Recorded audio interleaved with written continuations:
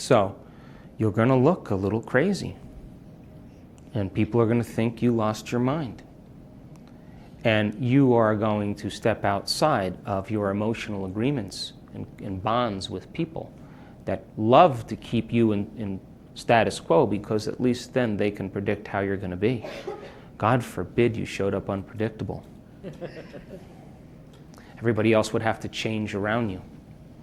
And I can tell you from experience, when you step out into the unpredictable and you live life from that place, people in your life that react and get angry, they never loved you, they needed you. But the ones that hang and take the ride with you, that's the people who truly love you. And those people who get angry and say, "Oh, you hurt my feelings," and you did this or that, and you're just making choices to no longer be a victim or no longer live in fear, and you're not using that person any longer, you're not giving them what they need. They'll show up in your life a year later, or 6 months later, or 2 years later, and they'll say, "That was the best gift you could have ever given me."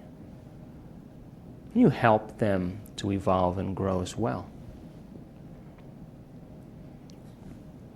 So we can't go to a new future holding on to the habits, the emotions of the past. We can't never make our way into a new future. You can't live in a state of lack and think you're going to attract wealth.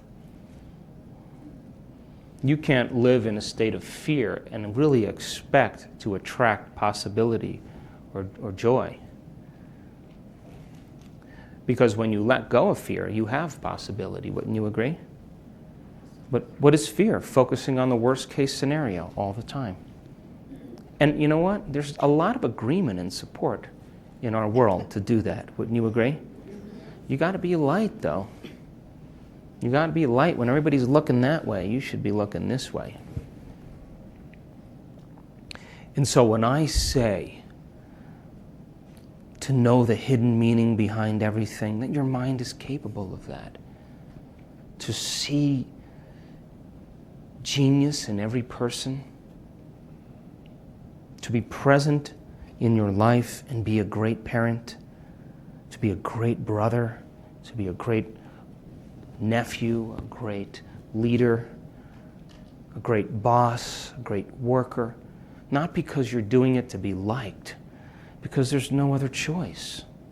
There isn't another choice.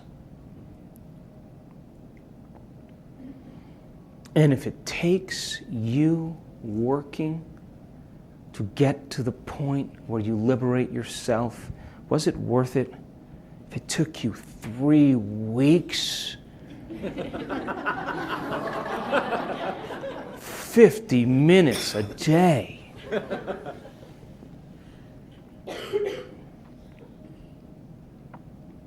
Remember the video of the people on the train and laughing? Did you notice in the beginning how much energy it took for those people to hold back joy? Did you notice that? It took energy to hold it back. I mean, in other words, we're insisting on being stuck instead of being happy. I know this because I've done it in my life. We insist on staying where we are. And you have an opportunity to ascend your energy every day. And the same state that those people were in, where they were insisting on using that energy to stay stuck, is the same thing we do in our life. How many people understand? And when I say, okay, it's time to breathe, and you go, all right, I'll try one more time. That's insisting on not letting go and taking the ride with me, not making the journey with me. Analyzing it, well, I breathe this way, and why is he breathing that way? And I learned yoga like this, and this isn't the Kundalini. I know. But when you stop analyzing and you just do it, something miraculous will happen. I gave you the physiology.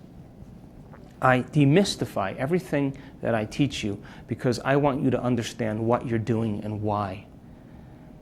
And I'm a pragmatist.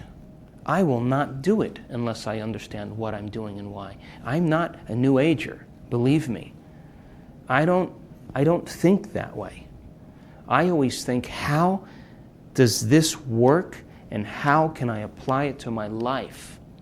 How can I see if this is the truth by applying it to my life? And so, if you decide to not do it, then you are trading possibility for some belief that you have. How many people are with me? And so, you secretly believe in your greatness. You all do. You secretly believe that you can do a better job in your life. You secretly believe that. But when you're demonstrating it, it's no longer a secret.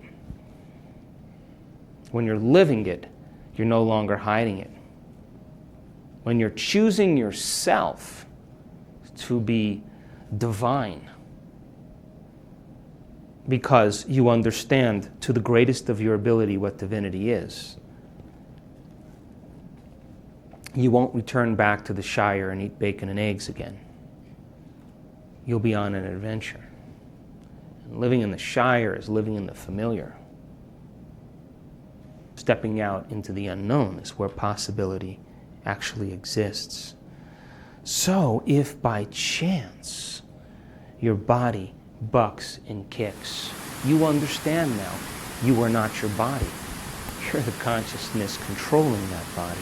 And when I say use your body as an instrument of consciousness, we are using it to become a creator again, not to live in survival or try to create a new personal reality as the same personality. How is that possible? You literally have to become lifted and become divine. And you have to feel noble and empowered and elevated and invincible and loving and clear. You have to cultivate that in you, but not rely on something outside of you. And we call all those things outside of us necessities, but that's really just the avoidance of pain and the search for pleasure. It's a hedonistic lifestyle. And when you understand that change is uncomfortable, the moment you don't feel good, you search for pleasure, something to make it go away. But when your body is trying to be the mind, because you and I have conditioned it to be that way, and you sit with it, and you wait, and you break through, that's called self-love. And nobody can ever take that away from you, ever. You take that with you, and you begin to have a respect for all of life. You begin to respect yourself, and you don't need respect from anybody else because you're wearing it.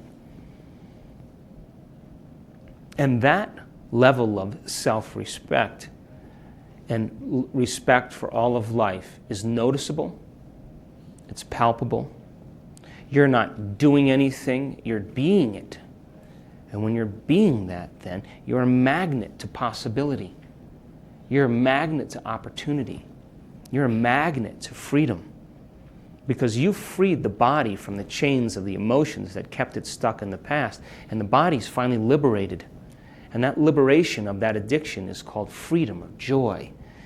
And you move from the particle to the wave, and that energy now is available energy that you get to use to create a new destiny with. And if you reach that point, God bless you, where you are so present and that intelligence is consuming you, and you feel so whole in that moment and more like yourself than you've ever felt in the longest time. That familiar, unfamiliar feeling that is your soul waking up. All the things you thought you wanted, you couldn't even want any longer. Because how could you want when you were whole? Tell me. And that's the moment miracles fall into your lap, because true creation happens from a state of wholeness. When the brain is working, instead of duality, it's working in psychic union. How many people understand?